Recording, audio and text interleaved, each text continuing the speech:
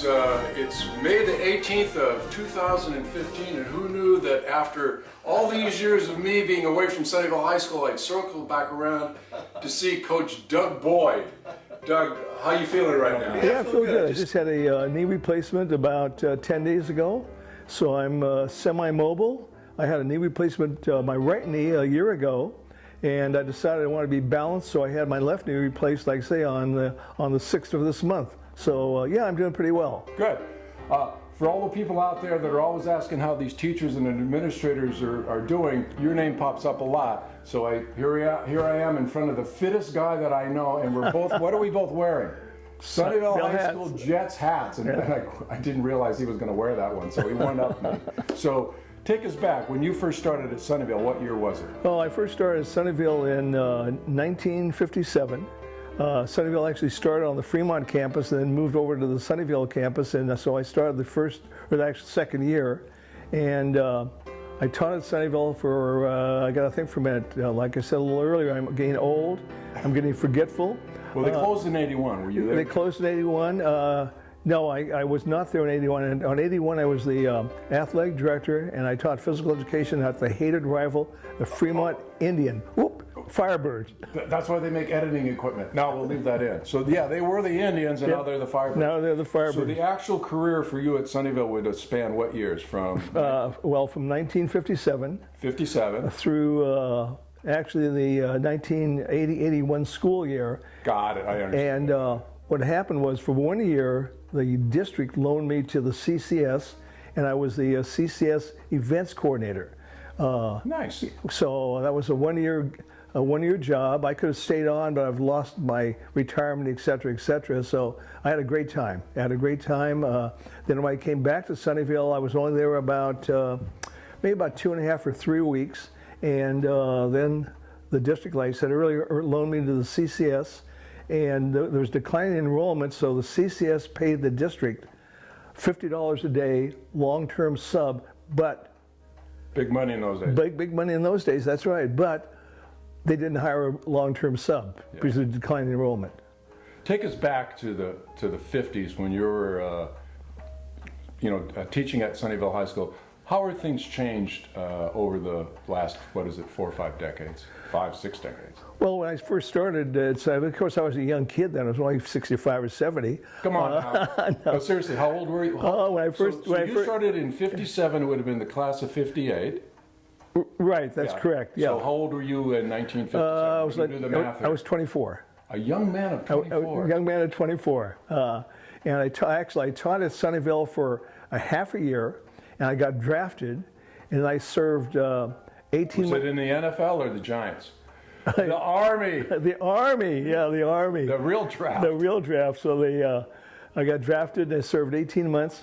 And then the funny thing is, I'm trying to figure out a way to get out of the Army, and I could never figure out a way, but I finally found a way that if someone needed me, I was indispensable to a company or an organization, I could get out. So I called Marty Matheson, who was the principal. Marty the legend. Marty the legend, who was the principal at Sunnyvale High School. I said, Marty, I can get out if I have, number 1, a contract, and number 2, I have some kind of a job title. He said, okay. You leveraged your way into a job. Yeah, that's right. So he said, okay, well, I'm going to call AC Chick Stevens, who was a superintendent. He said, call me back in about an hour, and I'll let you know what's happening. So an hour or so, I called him back. He said, Doug, you have a job. We're going to send you a contract. We're going to send you a letter, and you have a title. You're director of study halls. So when I came back to Sunnyvale High School, I was director of study halls, so I taught 5 classes at Sunnyvale study hall. I coached football, and I coached track, and actually I coached basketball 1 year, and that's another story. You were the assistant too? Tony Nunes. The legendary, you're rolling out some big names here, man. Yeah. Marty Matheson, Tony Nunes. And the reason I became a basketball coach, I knew very, very little about basketball.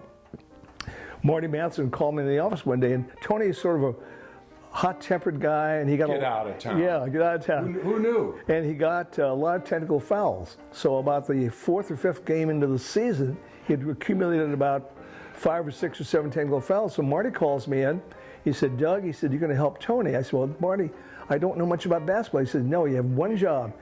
when Tony jumps off the bench, grab him and pull him back. In Hoosiers, you were the Dennis Hopper character. Pull down. Yeah. And Norm. so I said, fine. So our first game, I'll never forget it. It was against Mountain View High School at Mountain View in the old gym. And they had a very, very good team, and their coach was a guy named Charlie Cook, and they had one really good player, Dennis Flynn, and he was about 6'4", and our tallest. Which was really tall. Yeah, and our tallest guy was about 5'10", and they just were beating the heck out of us. And one of our players was dribbling up the court. This Flynn comes from behind him, knocks him down, grabs the basketball, went down and laid it in. I jumped up, he screamed at the official, and I got a tee. And so next Monday morning, Marty calls me out. He said, Doug, he said, your job is to keep Tony from getting tees, not getting tees yourself. That's hilarious. So that was just the 1 year you did the basketball. That was just when I think of you, I think of track and football. Yeah, right. And I just did basketball at 1 year as a guard for Tony Nunes. Literally a guard. But actually I failed. Yeah, not a shooting guard, not a point guard. A grabbing guard. A grabbing guard. Grab him and sit him down. Grab and sit him down. But just give us a flavor of what it was like being a teacher in the 50s and early 60s. Of course, you'd coach up through the 80s at Sunnyvale. Right. What was different about life in Sunnyvale and life in high school then as compared to now? Well, I think it was a lot simpler. There weren't so many distractions. They didn't have video games and iPhones and smartphones and dumb phones and all these different things. And the kids were really down to earth. They could focus on education. They could focus on playing football or basketball or baseball or football or whatever it might be. So I think it was just a simpler time and a fun time. I look back and those were really fond memories for me. I'll never forget Sunnyvale High School. It was a great school, great students. I had a wonderful staff, good administration. It was a wonderful experience. And how do you feel from your heart when you think about the fact that you were creating these young adults and that students and athletes will see you at events and they'll come up to you and say wonderful things, because they say it online when I read your name and they'll go, oh my gosh, Coach Doug Boyd. Hard, but fair. Yeah, Marty Manson, the principal, had a saying, and I try to go with it. He said, be fair, be firm, and be consistent. And I think that was a real key, and that's what I always try to do, be fair, firm, and consistent. That's the FFC. You were already ahead of the game. FFC, yeah, that's right. So, no, it was fun. I thoroughly enjoyed Sunnyvale High School, and unfortunately it closed, and that's another story we may get into. And then I went from Sunnyvale, I went over to Fremont for 12 years, and I enjoyed Fremont very, very much, but I enjoyed Sunnyvale much more. There you go.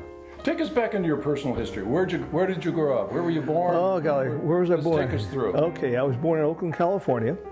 I grew up in Oakland, California. I lived on 23rd Avenue, East 31st Street, which is a dangerous area right now. It was a nice area then. Yeah. I went to Oakland High School. I played football.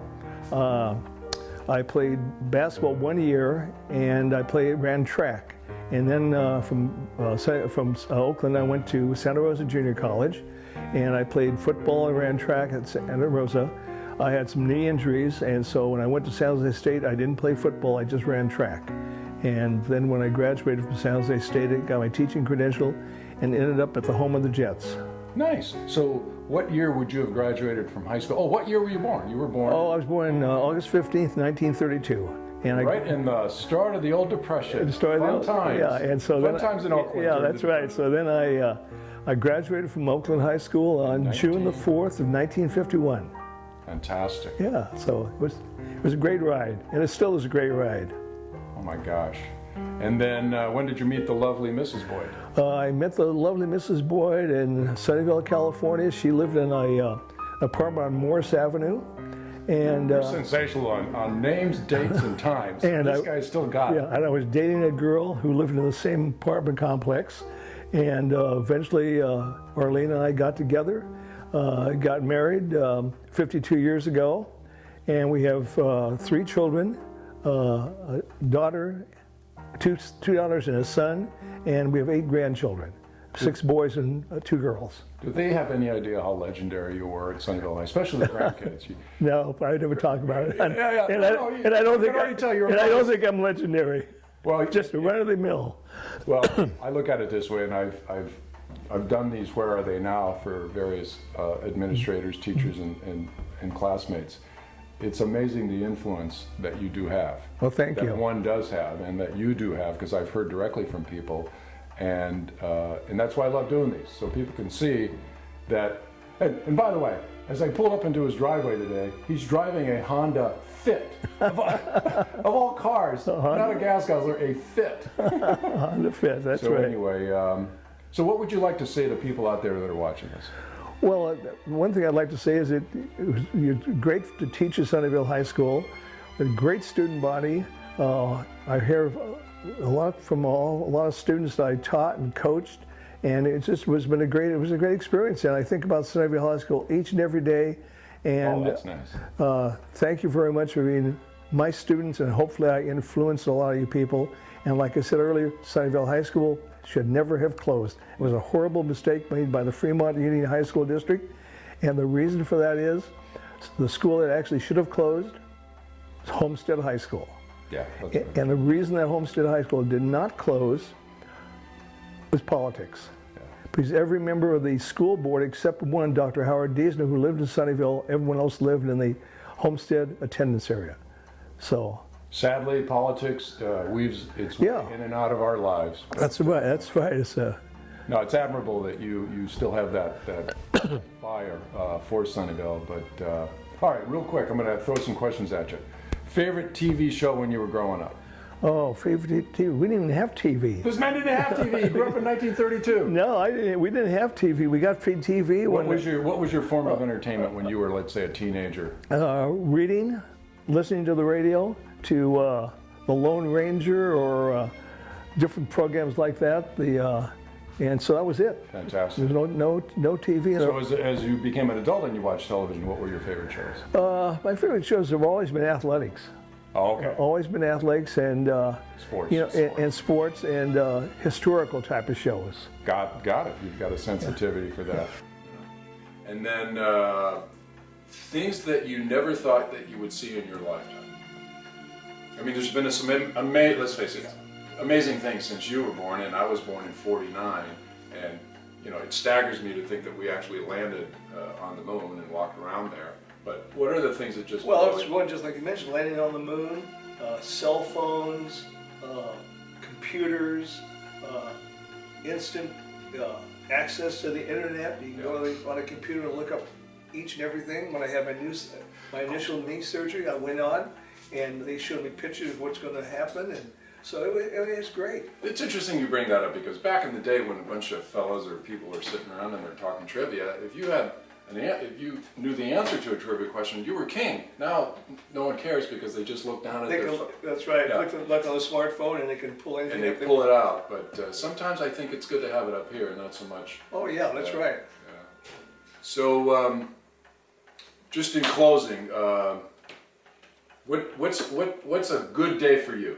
You get up in the morning. What's a good day for you? I know he exercises. So what's a good day for Doug? Yeah, a good day is getting up. I belong to a club called Courtside in Los Gatos. I go and work out.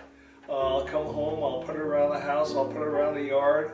I'll go to one of my grandson's baseball games or softball games, soccer, etc., etc. So those are great days. Those are great days, and just being alive is really a good day. I know I like the FFC, but what would you say to your grandkids when they ask you advice about sports? I think sports are a really good learning tool. I think sports are great. I think participate because you'll learn so many different things. I think the more activities you can participate in, the better rounded you are. Maybe football, basketball, some kind of athletics, speech and debate, marching band, choir, some type of club, etc., etc. The more you can do, the better you're going to be. Fantastic. All right. Give me one classic Coach Boyd yelling at somebody from 1964 when they mess up. Let's hear it. Full volume. Full volume. God darn it, John! Shape up! Go to class! Thank God you didn't say Malcolm. So John, you got the message. That's right. You're the best. Hey, thanks very much, Allison. Oh, that was priceless.